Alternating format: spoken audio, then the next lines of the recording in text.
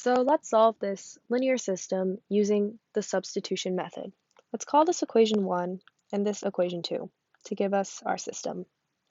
I notice here that this y, other than -1, doesn't really have a coefficient, so it'll be easy to isolate for. So let's isolate y in equation 2. 2x minus y equals 7. Minus y equals 7, bring the 2x over, minus 2x, y equals, divide both sides by this -1, minus 7 plus 2x. With this, let's plug that back into equation 1 to solve for x. 2x minus 3y equals 6. Let's replace the y with minus 7 plus 2x. 2x minus 3 times minus 7 plus 2x equals 6. Now we know we can solve for x since our entire equation is only in terms of x. 2x plus 21, I'm distributing the minus 3 by the terms in this bracket, minus 6x equals 6.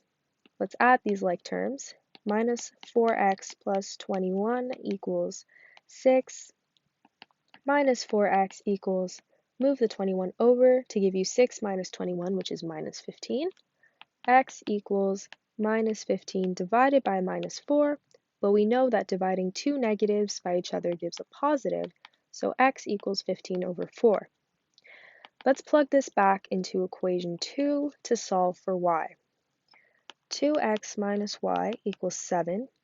Let's replace the x with 15 over 4. 2 times 15 over 4 minus y equals 7.